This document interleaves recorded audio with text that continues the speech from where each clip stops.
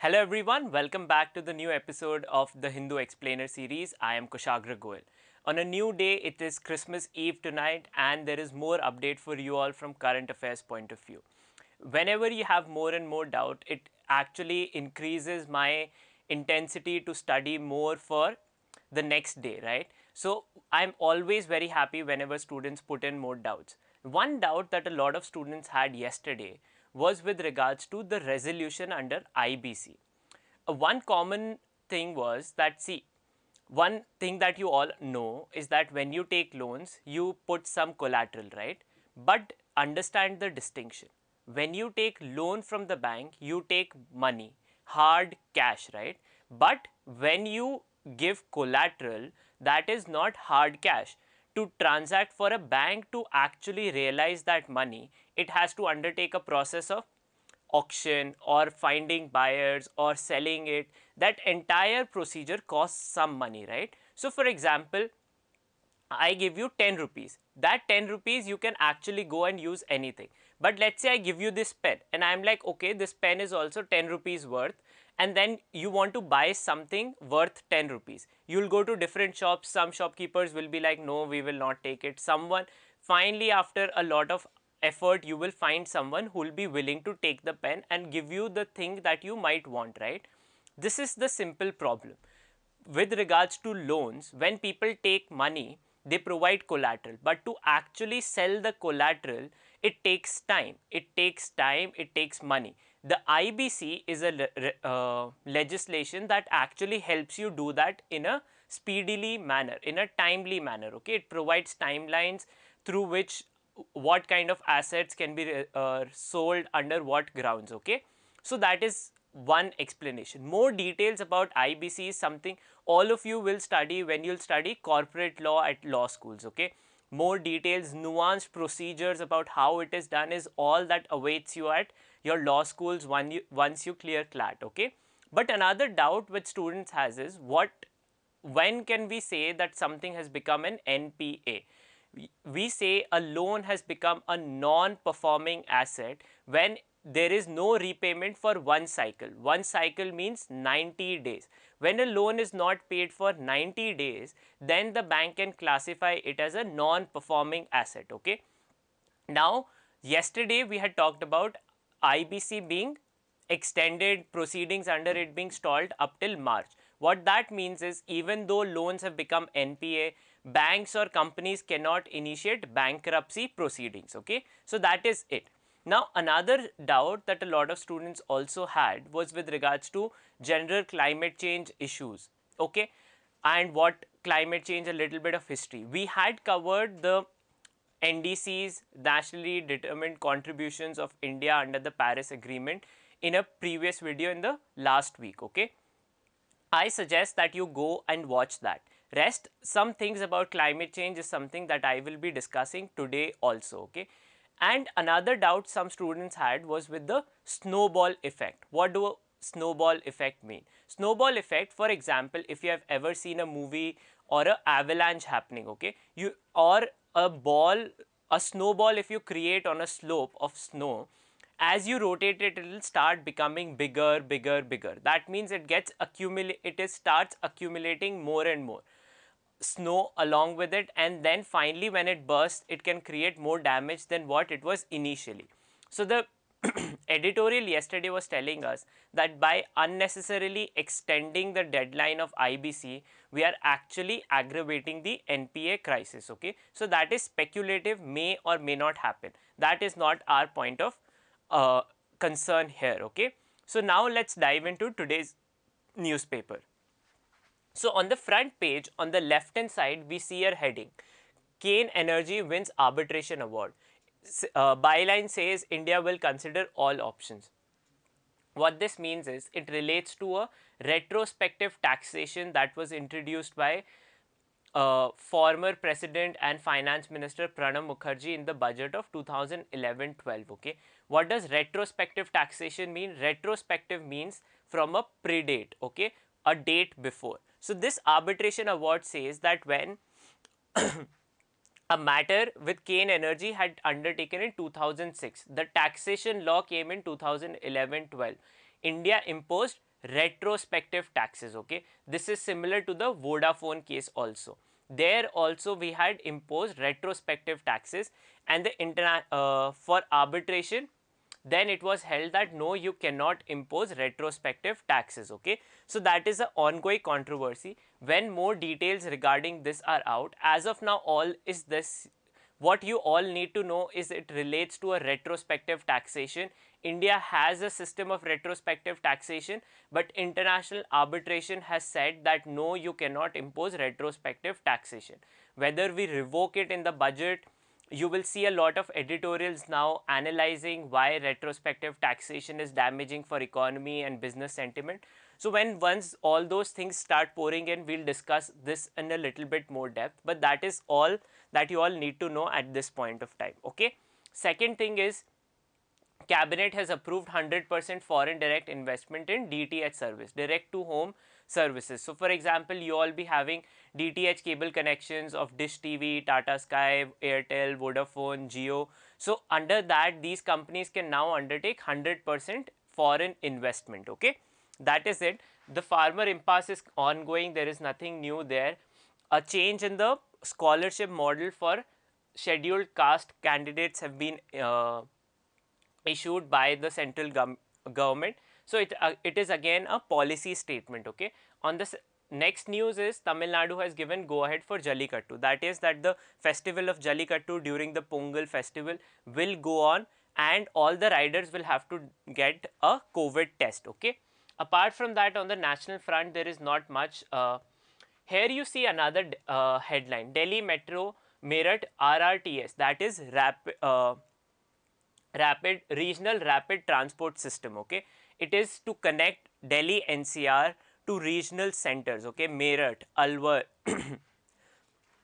all these regions. So this is how this rapid transport system will cut down the timing. So usually it takes approximately 2 to 3 hours by road to travel through all these regions, but by having this regional rapid transport system, we will be able to cut down on travel time by up to 1 hour itself. Okay, and it will be far more cost effective, less climate taxing also. Okay, so this is the heading regarding this. Okay, the hope is that the corridor connecting to Meerut will become operational from 2023 and be completed by 2025. Okay, so this is the project.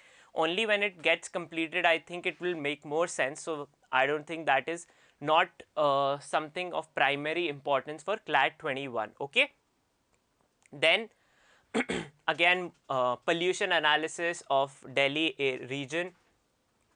Okay, nothing more apart from that for us relevant here. COVID cases getting cancelled, COVID cases reducing overall, and then we move on to the editorial front. Okay, the main editorial is talking about how elections are necessary. Even though the pandemic is going on, it is essential for us to move on and learn to stay with the pandemic, and democracy cannot be suspended. We'll be talking about this in a little bit more depth. Okay, on the left hand side, vocal for local. Local polls mark restart of political process in Jammu and Kashmir, which should soon return to the statehood. Okay, so there are two things that this editorial is talking about. One is that the Union Territory of Jammu and Kashmir should then slowly move towards statehood again. Okay, that keeping a territory which has so much relevance to reduce it to a union territory is not correct, and full statehood should be granted. The next thing, the main theme again of the editorial is that, see, people have reposed faith in democratic processes. They have rejected militancy. They believe that only through democratic means and by selecting their representatives, their interest can be advocated. So now the onus is on the representatives and the union government to initiate more and more political exercise. See, during the militancy in Punjab, during the militancy in Assam, all of that slowly then moved towards development. Assam and Punjab have one of the higher GDPs despite having militancy in an earlier time period. Why is that? Because both those states also initiated political process, elections took place, slowly people started getting on board with it and then got a move on, which is something that is being highlighted here also. There are certain concerns that the editorial also states, that how opposition parties not represented, no non-representatives of the government at the center were framed under different scams, their protections were revoked. So all those are concerns, but those biases should not exist, and proper political system, free and fair, is the one that is way ahead. Okay, murder in the convent, justice looked unlikely in the Abhaya case, and the convictions come as a relief. So yesterday we had talked about the Abhaya case.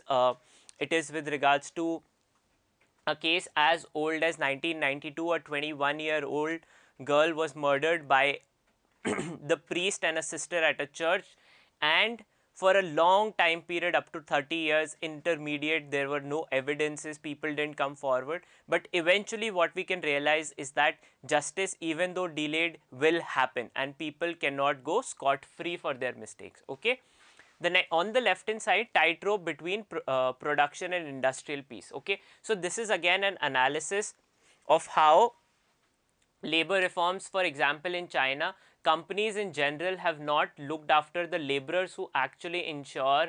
So for example, different multinational companies in China, right, they Apple, Samsung, all these other companies who have mass manufacturing plants in China, they weren't concerned more with their work and timely deliveries than what the condition of the workers. So the editorial tells us the state of workers in China, how there were numerous suicides that took place, people not even getting vacations, all of that. Okay, so what it tells us, that from the incident that recently happened in Bangalore, that now is the time to ensure and put the laborers in the front. Okay, so it's a worth reading one, okay, from a policy and general perspective of what these concerns of the laborers are. Because see, even though you can grow up to a certain point by rejecting the rights of the workers, the growth is not sustainable, and that is why people started moving out of China. The concerns of labor rights in China has also increased. Now India is at the advent of it and should take a lead by ensuring worker rights even beforehand. Okay, then on the left hand side again, there is an editorial that talks about journal process, okay, of how publications takes place. I will discuss that in a little bit more depth, okay, at a later point.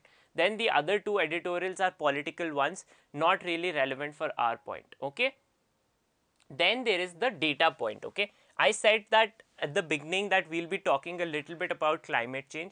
The data point reflects that. Okay, the data point talks about how Arctic Ocean, the northernmost ocean, the ice caps of Arctic, the size of them have receded over years because of earth heating up. Plus they have started melting, and during summer months it used to melt in general, but it used to come back very fast also. But now less and less the size of the ice cap is reducing. The threat to all of this is to the wildlife that exists, polar bears, other wildlife that exist in the Arctic Ocean. More and more oil routes are being cut by developed countries, Canada, US, Russia, to increase their trade, not paying heed to the atmospheric impact which melting of Arctic Ocean will cause. Okay, so this data point is telling us all of that. Okay, you can see from the pictures the size of the Arctic cap reducing over time. From 1981 it used to extend till what the yellow line is, then it has reduced up to where the ice you can see in the pictures, but it is reducing even further. Plus this, you can see the rate of gradual recovery of ice again is now slowly slowing down even more and more. Okay, and then it is showing the temperatures. Okay, similar warm conditions in October 2016 led to a slow. So this you can see that how much heating is taking place at the Arctic Ocean in general. The more carbon emissions we cause, the more this thing will keep on happening more and more, and catastrophic results of climate change will begin. Okay, because it will increase the the amount of water in the ocean, leading to rise in sea levels, submerging cities, causing more floods, and increasing propensity of more diseases also. Okay, so on now moving on this front, we have more detailed analysis of the Abhaya case only. On the left hand side, there is a small news, which is Malayalam poet activist Sugatakumari is no more. She passed away due to COVID complications. We'll be talking a little bit more about her today, okay? Then there is beware of illegal digital lending apps. RBI has issued a warning about lending apps that charge exorbitant interest rate. Initially they take less documentation, but overall they exploit your data. So be aware of such applications, don't install, or if anyone has, spread awareness about them against such applications, okay? Then there is more political news analyzing both parties, talking about whosoever wins talks about their interest from elections, so that is something common. Then on the international front, okay, close watch being done on the patients from United Kingdom. Then yesterday, Army Chief Manoj Naravane was at LAC, okay. On the left hand side again, there is a news about sailors stuck at Chinese ports, okay. So these are sailors who are workers of Australian mines, okay. China has banned the import of coal from Australia. Now these ships have not went back to Australia from where sailors can return, and also these sailors are now stuck at the ports in China, okay. So resolution for that is not in sight as of now. Another thing that the government is doing is it is merging 4 film and media units, okay. So the name of the media units is something that you all need to know, that is it. Films Division, the Directorate of Film Festival, the National Film Archives of India, and the autonomous body Children's Film Society with the National Film Development Corporation, okay. So all of them will be now merged into one thing, which is National Film Development Corporation, okay.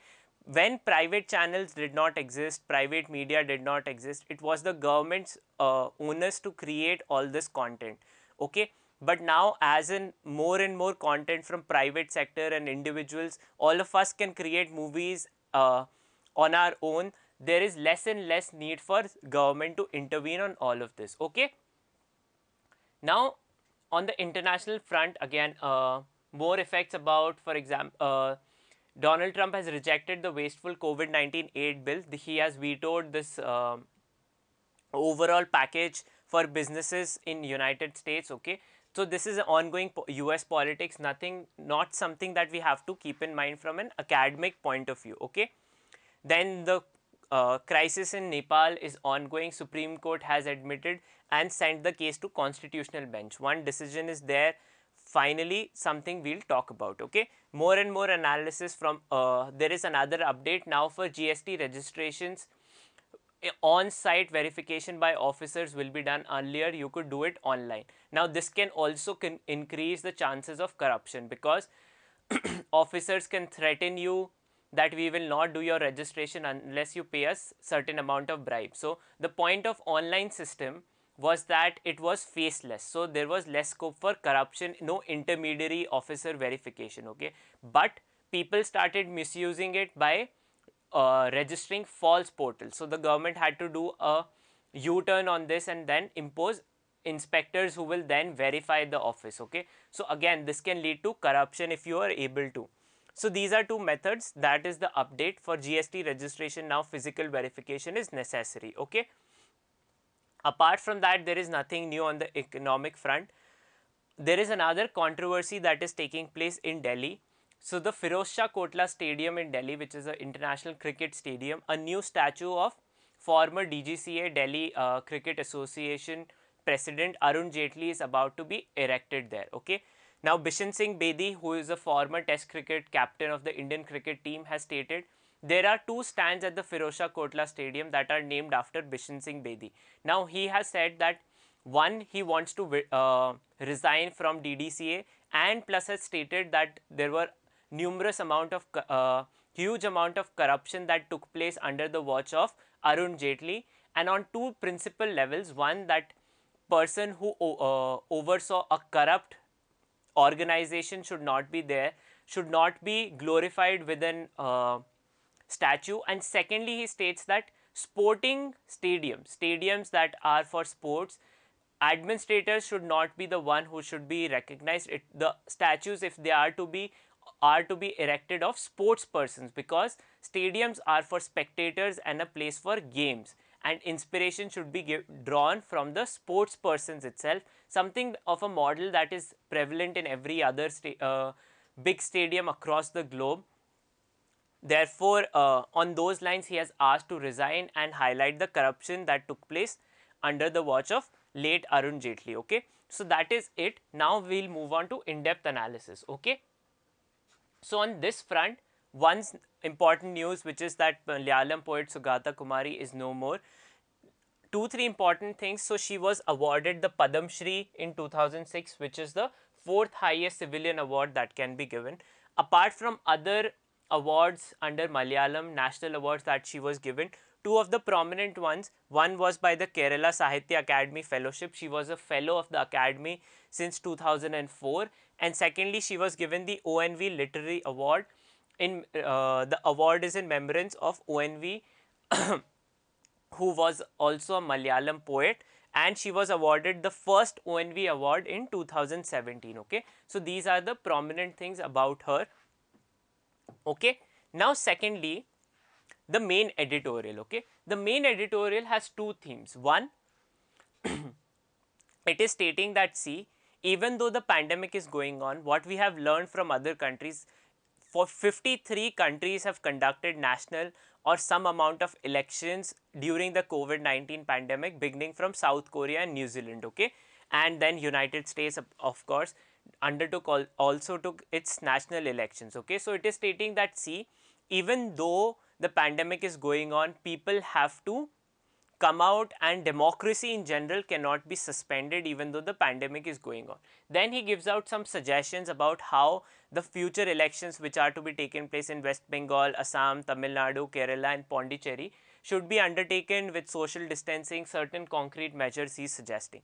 But apart from that, he is talking about two legal things. Okay, one is a case of Supreme Court, which is Sunil Batra versus Delhi administration.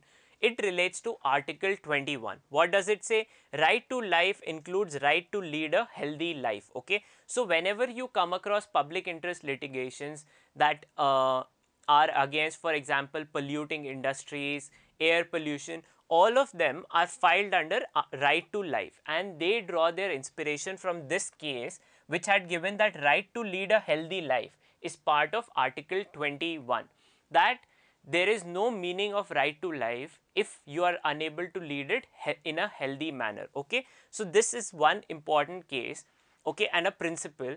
It also extends from Article 21, which was famously described by Justice V.R. Krishna Iyer as the procedural Magna Carta protective of life and liberty. That means, see, under right to life, no right to life cannot be suspended apart from the procedure established by law, right? So, apart from the procedure laid down, no one can suspend your right to life, and your right to life includes right to lead a healthy life.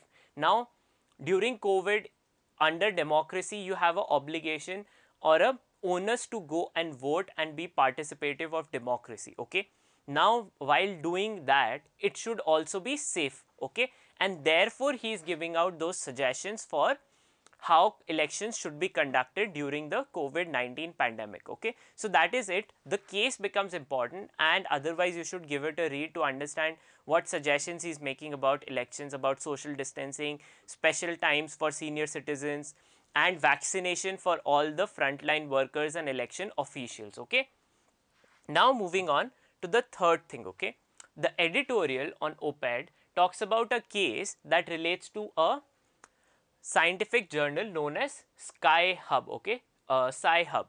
What does it mean? It is related to a science journal. What are journals? Journals are places where research articles are published. Okay, when all of you will be at law universities and NLUs, part of your projects will also be to produce research papers. Okay, research paper means original research. Now, the controversy is something that is very generic, but to understand what this controversy is, you need to understand the methodology of journals. Okay, so there are two methods. One of them is the most prominent one, which is the peer review method. Okay, you will come across this all the time during your law school lives also. what happens, so for example, you created a research article, okay, you say ki this is my original research, you submit it, then the publisher to whom you have submitted it will send it to your peers means people from the same field, okay, they will check the veracity of your academic research and then decide whether to publish it or not, okay.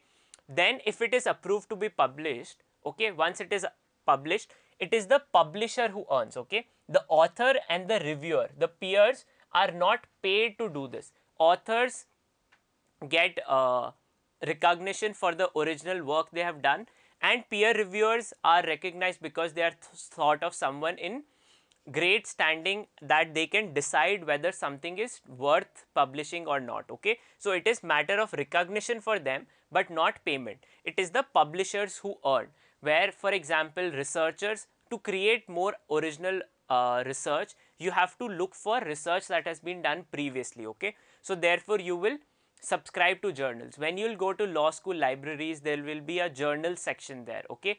In journal sections, those are paid journals. The library pays a lot of money to get you access of those journals. Then there is another model which the editorial also talks about, is pay to publish model, where the author pays the publisher that, see, I have written this, publish it, I am paying you this much.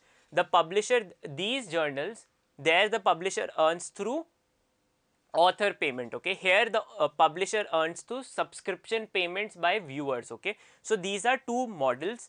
The Sci-Hub is a open access one. The case is that a lot of copyright violations, that it published articles or gave access to articles that were part of paid subscription and not free one, okay, not from this model but from this model, and Sci-Hub violated it. Secondly, there is case that Indian data providers, that is companies, were not subscribed to have access to this but yet provided access and therefore violated the copyright of Sci-Hub. So that is the controversy, not so much relevant from CLAT perspective, but this model is something that you all need to know before you enter law school, okay. The idea of the series is not just for CLAT preparation but also to prepare you all for CLAT law aspirants, okay. So whatever knowledge, wherever it comes regarding legal knowledge or things that help you as students, something I believe is worth telling you all, okay.